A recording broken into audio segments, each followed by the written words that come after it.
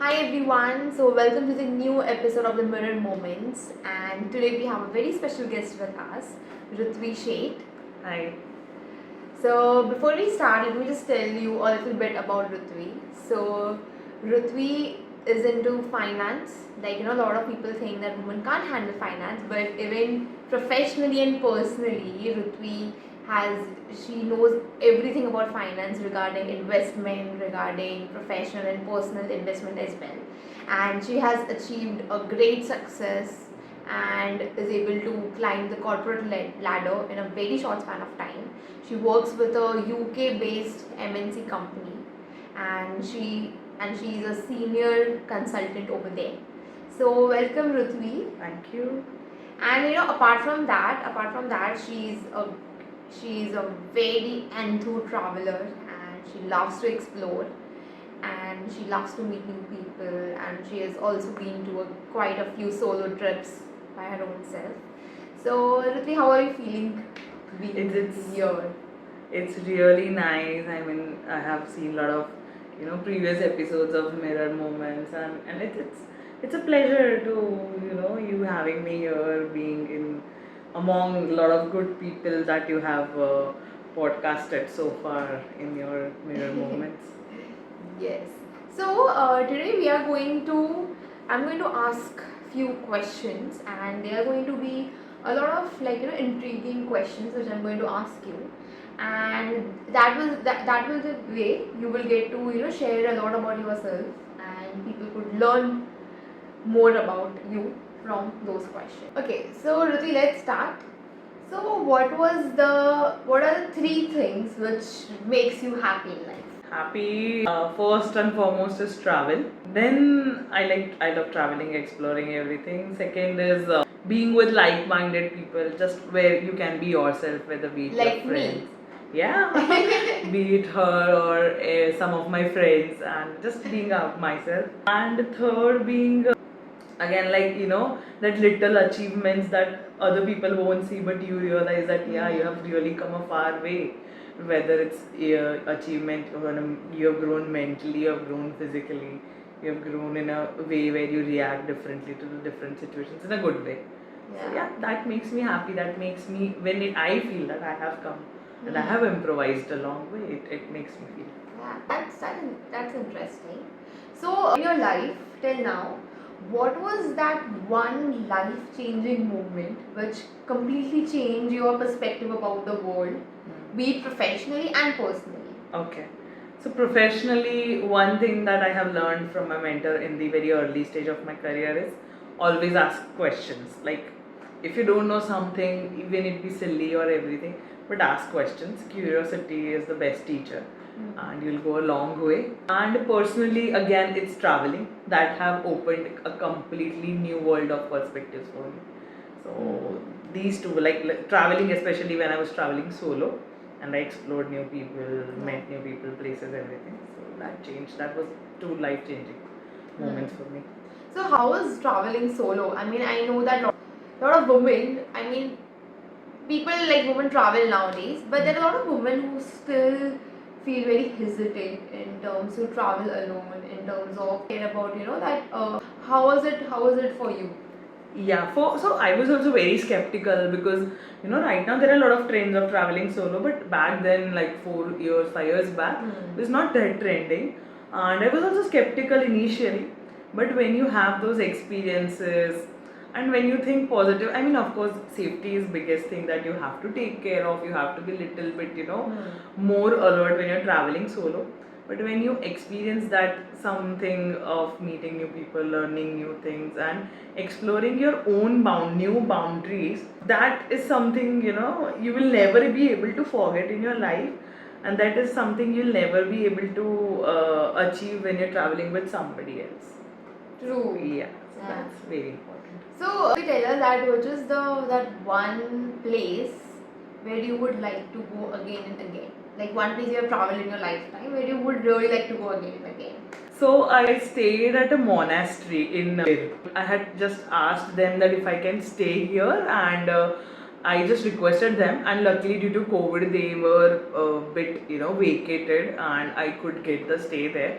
I stayed there for 10-15 days. Wow. And the vibe was pretty amazing.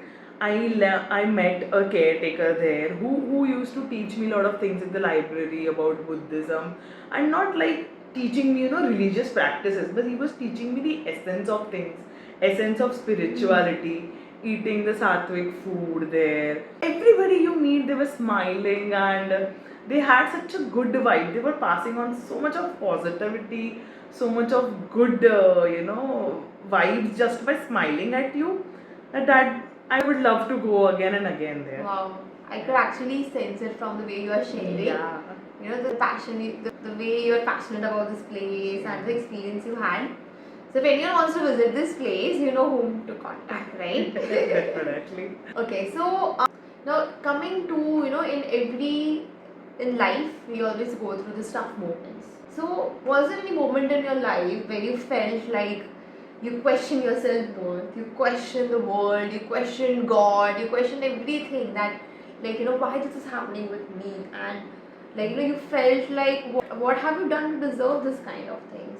What was that breaking point in your life? I mean, yeah, heartbreaks are always very difficult, Yeah. Whether it be with your friends and you find yourself drifting away from somebody, whether it be your friend that who really you had dreamed of living the later adult life with and everything.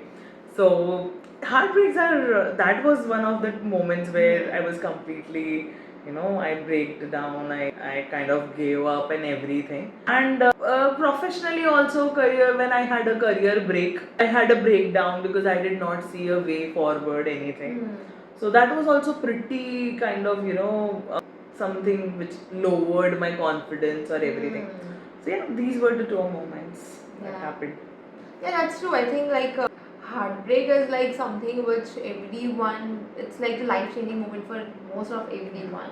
And I think the way you mentioned about, I think in terms of career, we always feel that we have to reach to a certain point, and when it doesn't happen, it usually lowers our confidence. Totally, yeah. So now, just talking about being more spiritual, I know you are into spirituality. So what are the two things as a human which you would aspire to be in this lifetime? Okay, so in terms of spirituality, I want to be mentally unshakable person.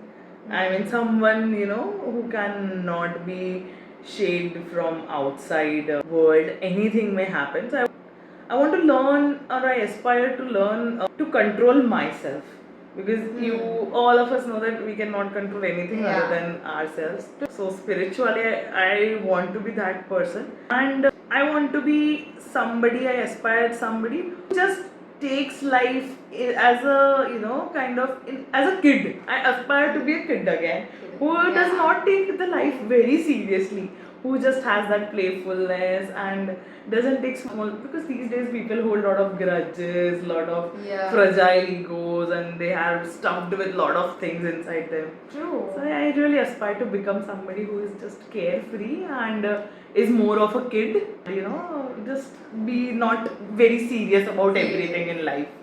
Just enjoy. That's nice. So just a follow up to this question. So when you talk about being a kid, so if you had to go back and tell your 16-year-old something very bluntly, something very boldly, without sugarcoating it, one thing, one statement, what would be that?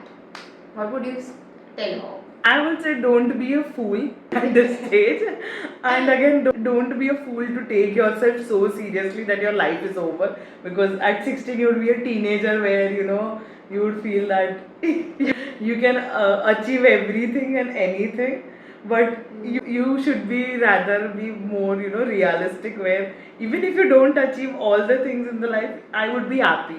That I would give advice to my 16-year-old self. Yeah. That be happy, don't be a fool, crying over stupid things. Yes, true.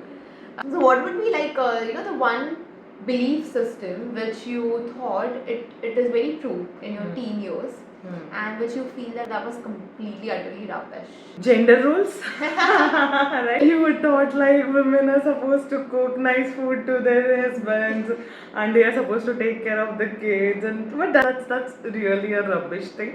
I mean, anybody can do that, and everybody should do that.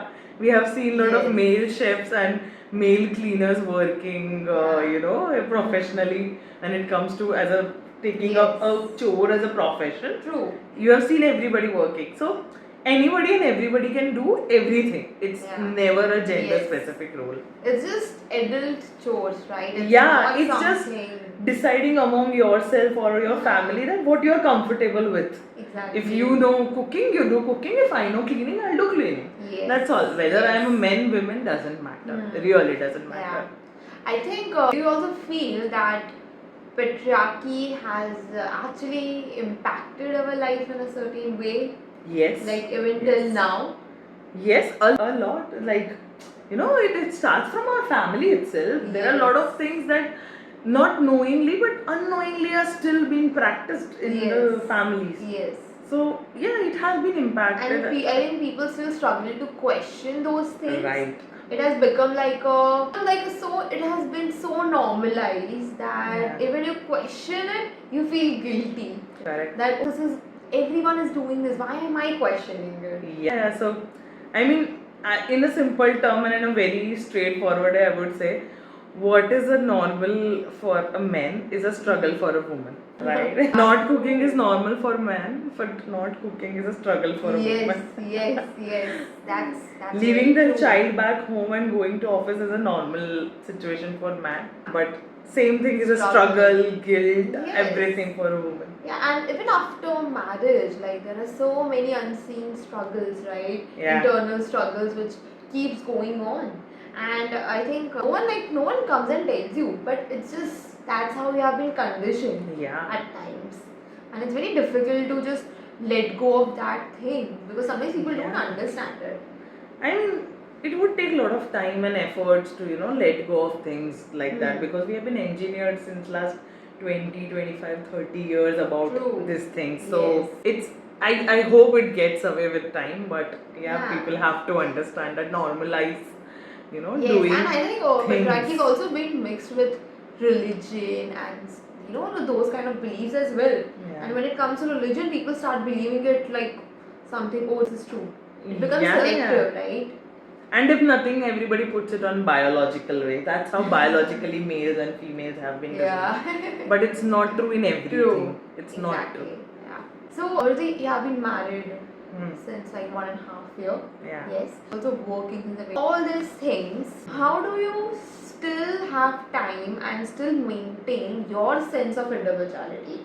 Because I know that sometimes, mostly after marriage, women or men, anyone, they tend to lose their individuality, right? And they tend to become more involved in each other's lives and societal expectations and everything. How do you keep that alive?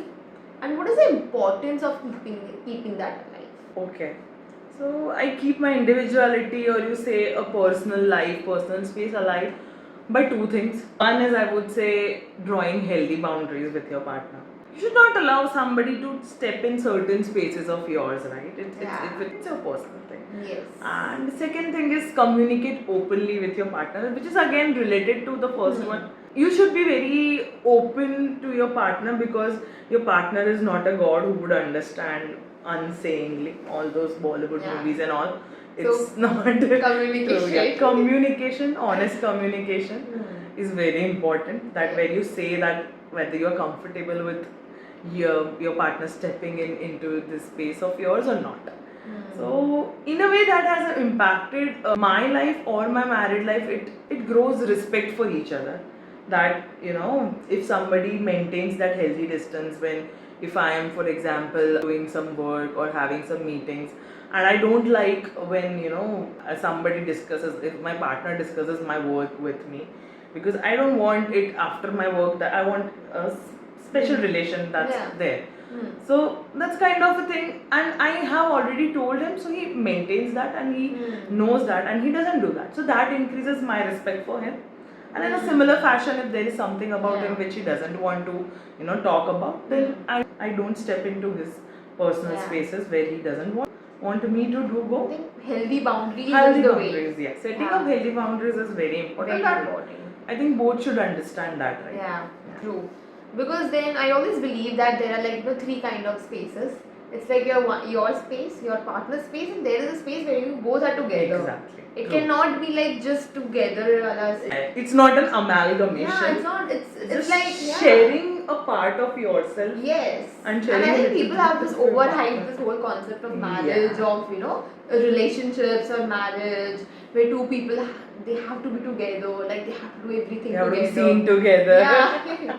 So it's like just like having those healthy boundaries. That's really important. Yeah, that's very. I mean, everyone should have their individual life and individuality. Be it a female, male, they should always have that. True. They should not be, always a husband or always a wife. They Hmm. should be a man or a woman themselves. Yes, exactly. So now tell me that if there are three words to describe your current life, what would that be? Okay, first is grateful. Second is loved and blessed, I would say, would come second together. And third is passionate. Nice. Yeah. Blessed, grateful, and passionate. Okay. So now I have one last question. That if you can tell us which is your favorite song, the song which is very close to your heart, and you can just sing one line of it. This was a very unexpected question. Yeah. I have one song, I really listen to in spirituality. It's from Kabir's Cafe. झोंका पवन का लग जाए झपका पवन का लग जाए माया धूल हो जासी. It's one of my favorite songs as well, and it's really beautiful. So thank you so much, Rutvi, for joining us, and thank you for sharing your life insights and beautiful experiences of your life. And I'm sure that anyone who is going to hear you is going to get inspired, maybe to travel alone, to bring that sense of individuality in their life. So Yes, and just very relatable. yeah, Everything I've been through is very relatable to people, and I think that's what makes it special. It's relatable. correct. So thank you so much, Rutvi. Any final words from your side? Yeah, I would love to thank you for calling me here and interviewing me in such nice questions about life, where I also got to dig in about me. And I hope this helps even to a single person out there who's seeking for it. And guys, do travel once. If you want to know more about the solo travel and want some interesting places, you can always get in touch with me, and I will give you Rutvi's number. Happy to help. Thank you, Ripple. Thank you for calling. Bye, guys.